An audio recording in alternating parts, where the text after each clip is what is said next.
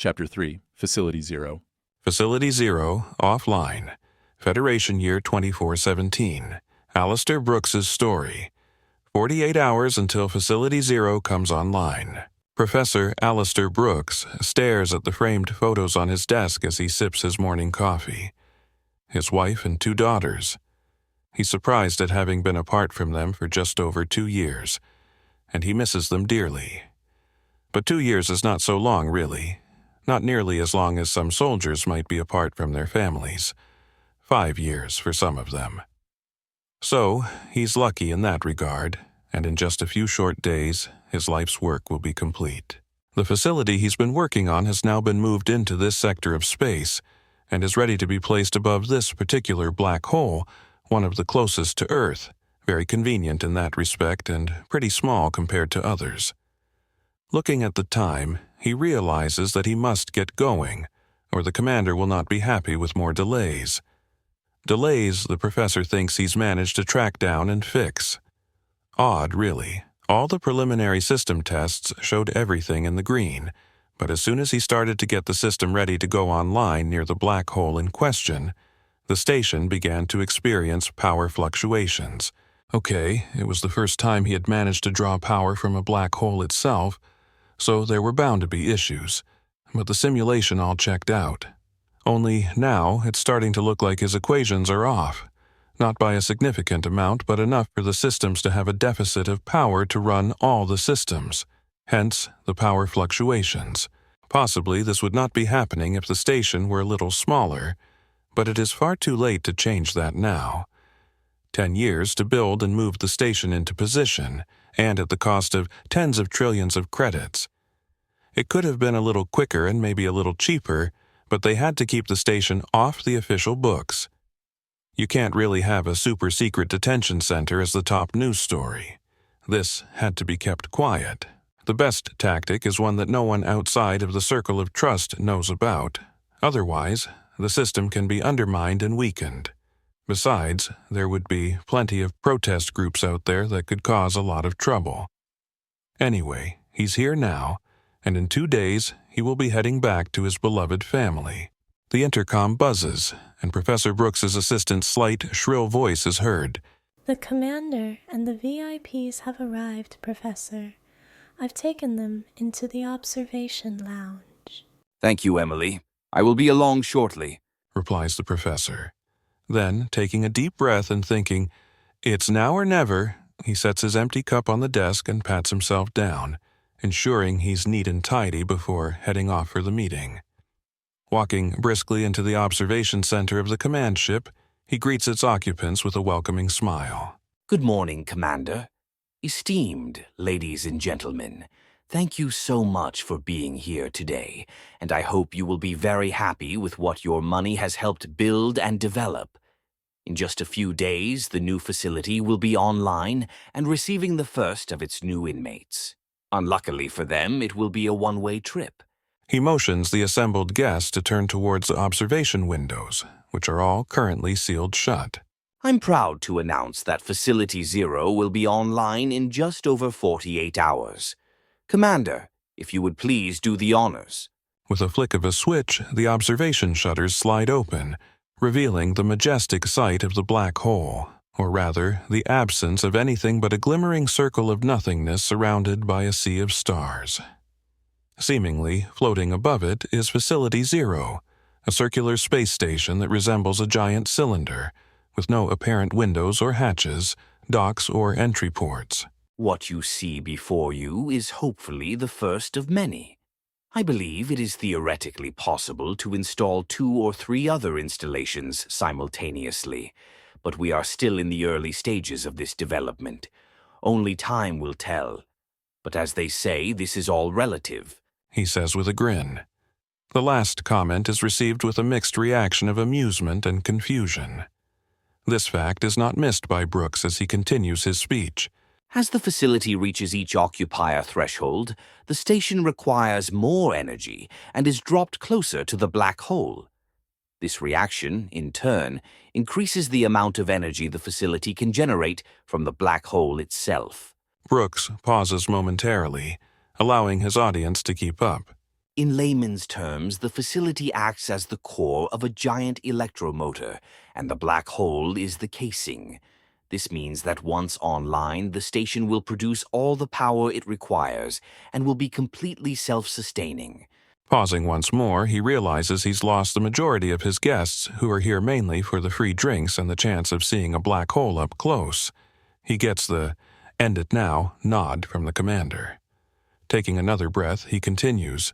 This means that all the very worst members of our society can be sent here, and they will naturally stay here for the rest of their lives with no possible means of escape.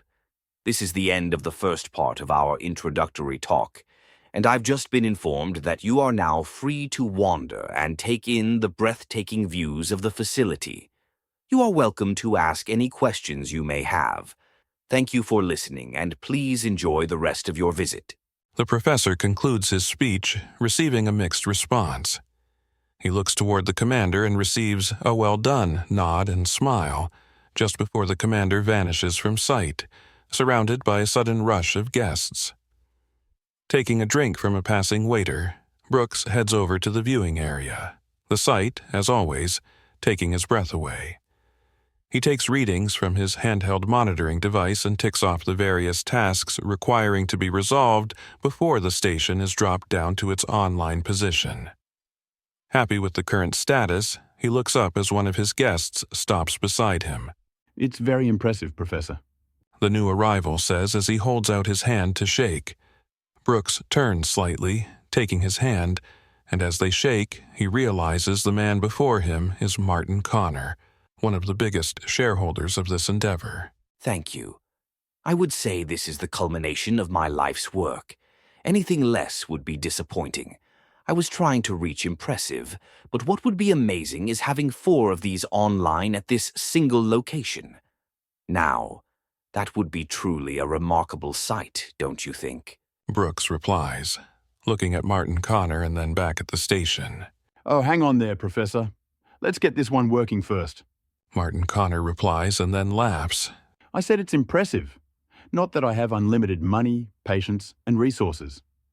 Besides, I would like to see this working without any glitches for a few years, and with no escapees within that time. Then, sure, I think it will be very likely you will have your second facility. Hell, maybe even more if it proves to be as good as your predictions say it will be. He looks back at the station. What I don't understand is why there are limitations on how many inmates you send there per month.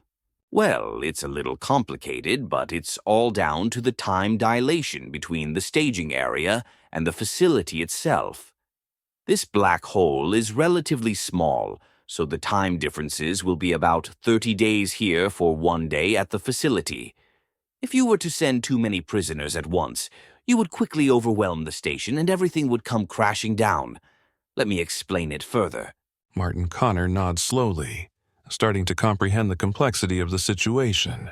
The reason why we have 2 stations, one above and one below, is that the one that's outside of the black hole's influence is the cryogenics holding station that will deliver up to around 50 pods to the station below every month via a computer-controlled automotive system. However, from Facility Zero's point of view, these 50 pods will arrive at the station levels in a single day due to the time dilation. Remember, it's a maximum of about 50 pods. I'm guessing it won't always be that many, but once we take care of the surplus of high-level prisoners that are rerouted here from all over the Federation, I'm guessing the number will drop dramatically. Brookes pauses, collecting his own thoughts before continuing. As the facility reaches its prisoner threshold on each level, the station will need to be lowered closer to the event horizon of the black hole. This has 2 effects. Firstly, it produces more power to run all the necessary systems, and secondly, the time dilation increases. At first, it's a gentle ratio of 15 days to 1 week, then 30, etc., increasing 15 days every additional level that's been powered online to a maximum of 300 days here per 1 week on the station. Connor raises their hand slightly to halt Brookes while he works out the numbers in his head. Hang on. So, what you're saying is it will take around 110 years to deliver the last of the prisoners to the station? he asks with an accusing tone. That's about right. Brookes replies, looking a little sheepish. And that's just the last 2,000 prisoners, Says Connor. How long would it take from start to finish, assuming it is 50 pods per day for the station? Brookes, already knowing the answer, takes on an expression of doing calculations in his head before replying. Well, as long as there are no complications or issues from start to finish, the time it will take is around 210 years. Our time.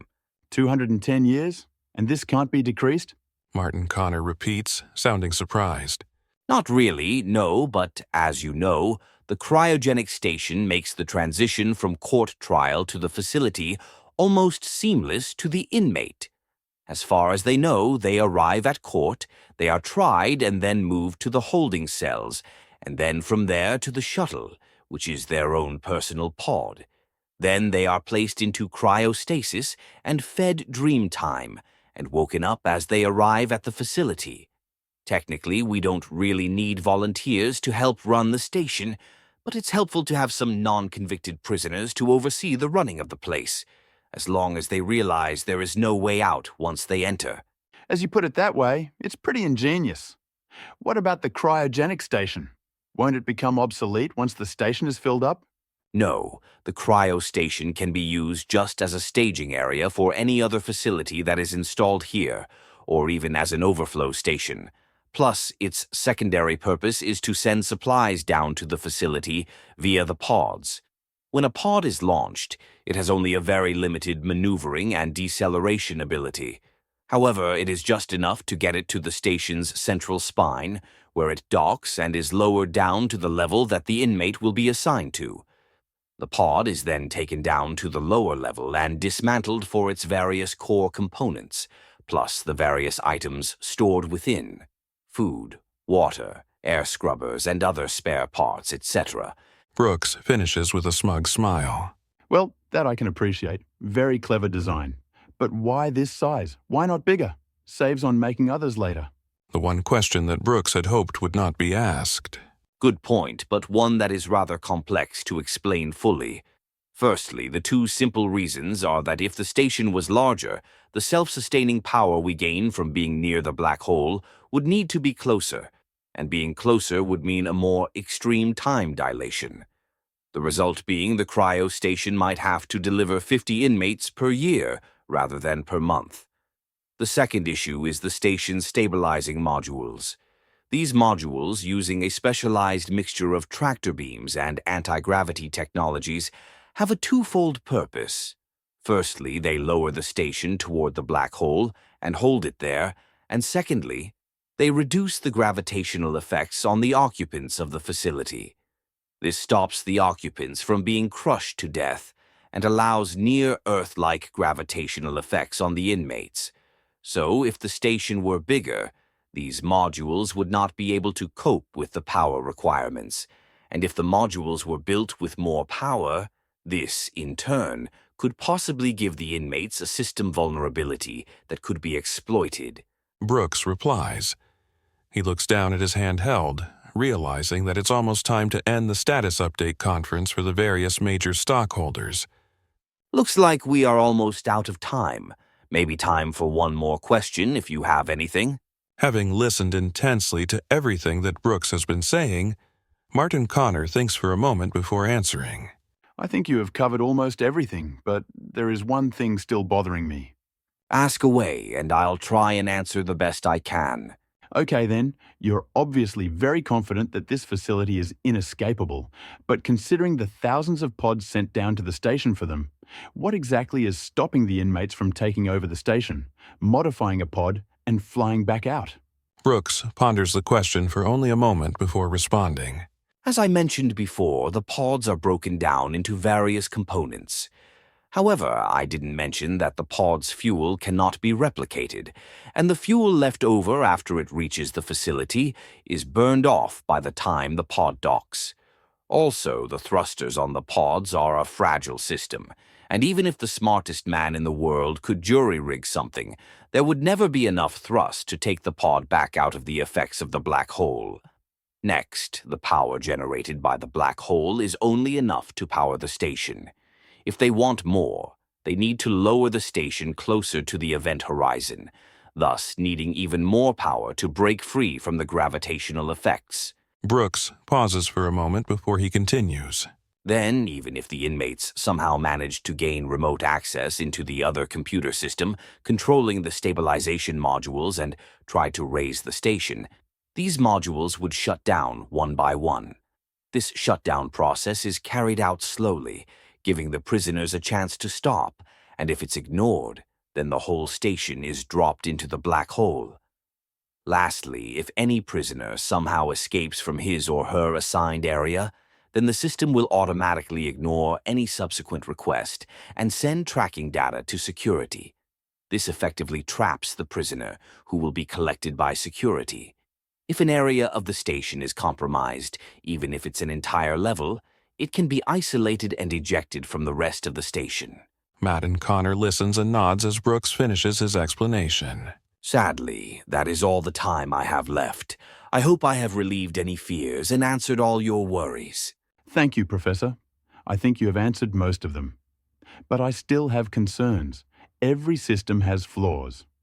Yours, however, it would seem, are very hard to detect.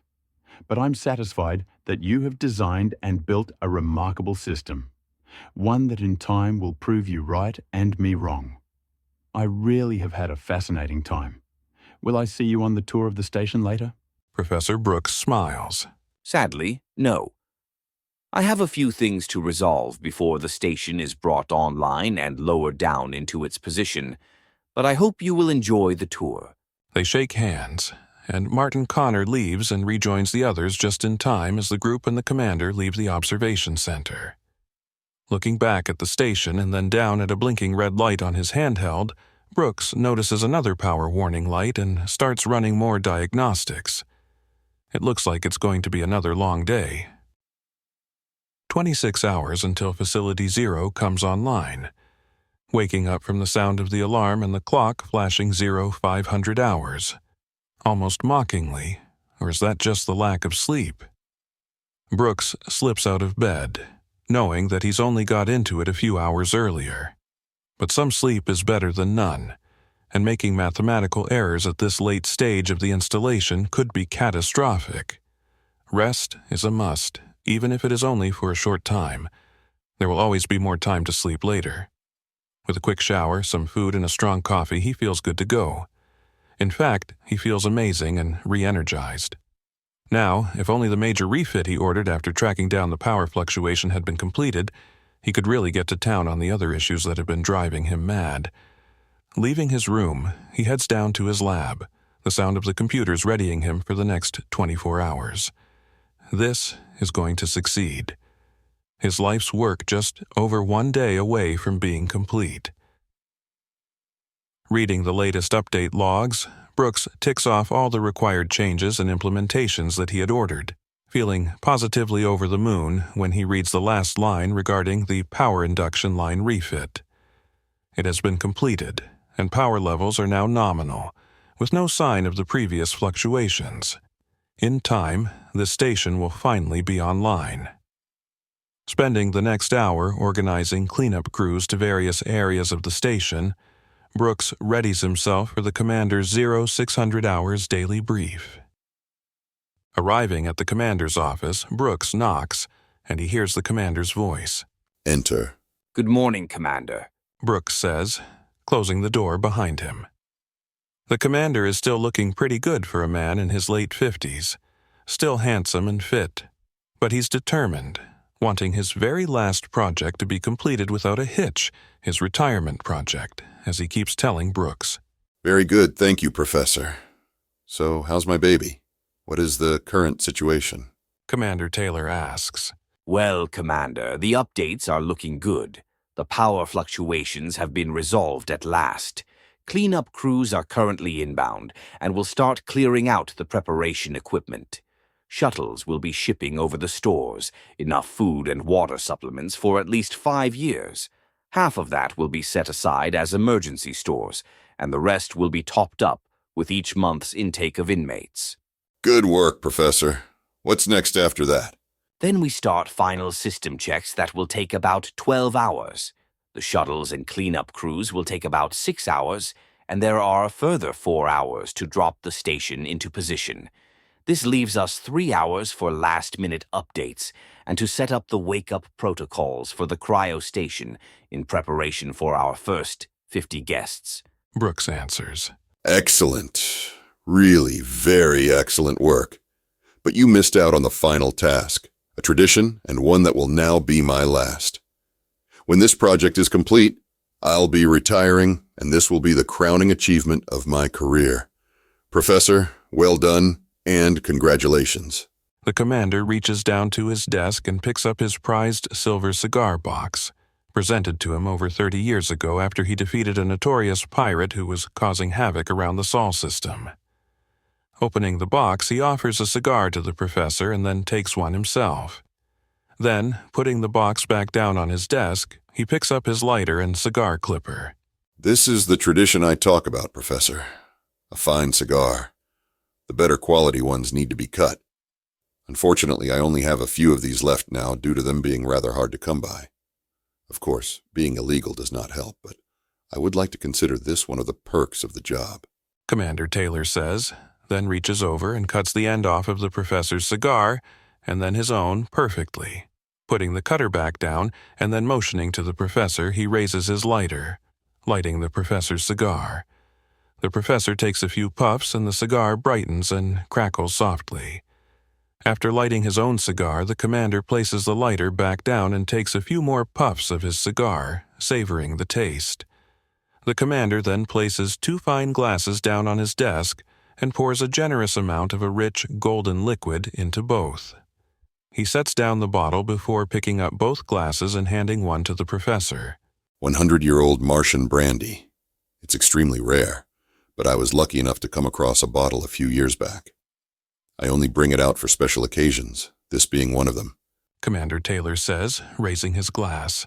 Here's to you, Professor. Facility Zero and the completion of my final project, your life's work, and the means of ridding the Federation of all its most dangerous criminals and embarrassing undesirables.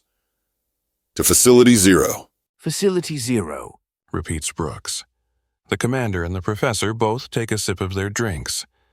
They smile at each other and remain silent for a moment. Embarrassing undesirables? What do you mean by that? Brookes asks. The commander smiles an almost uneasy smile before replying. As you know, the Federation is big and powerful, and no governmental institution can achieve such without stepping over the line a few times. In error or by design, certain obstacles are removed or replaced. I'm not saying the whole system is corrupt, but you are bound to have a few not so pure of mind. The types that when they see an issue, they have no difficulty coming up with unique ways to resolve the problem. Don't get me wrong. The Federation, on the whole, is a good system. Protect the innocent, give all equal rights to a fair deal, reward those who work hard and bring to justice the criminals and the dangerous individuals that threaten the Federation's way of life. But sadly, on occasion, someone who is doing right might find themselves on the wrong side of the line, and some powerful individuals now have an ideal place to silence such opposition. I'm sorry, Professor, if it sounds terrible, if a few innocent people end up here. But please rest assured that your work will do more good than harm, and in a slightly ironic way, these people will be safer. Fewer accidents, not so many friendly fire incidents, and far fewer unresolved murders.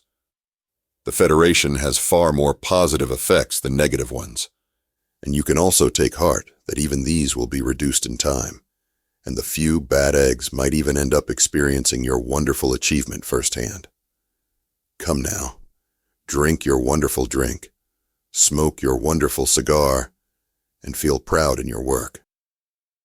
6 hours until Facility Zero comes online. Having spent far too long with the commander before making his excuses to go check on some items, Brookes heads back to his room for a few hours' sleep. Waking suddenly, with the nightmarish faces of helpless innocents being sent to his creation still vividly upon his mind, he looks up at his clock and realizes he has slept far longer than he had planned. By his calculations, the station should now be in the process of being lowered closer to the black hole. Rushing from his quarters, Brookes heads up to his lab, where the other scientists and engineers are busily entering information and reading data. He's handed a data tablet with current status reports and thumbs through the green status flags. Feeling slightly less anxious, he takes a seat at one of the monitoring consoles and begins to read off the minute-by-minute reports. He almost misses the amber flag that appears on the last page, but he opens up the report and reads the flag. Power fluctuation detected. Possible cause: power induction line, panel 4B, not activated. Brookes rereads the flag. This damn fault again. The line got replaced, but someone forgot to activate it, he ponders. Mumbling a few choice curses under his breath, Brookes heads out of the lab, fuming again that a stupid mistake could cost the whole project as he calls over the comms to give the news. Back in the lab, the comms speaker crackles.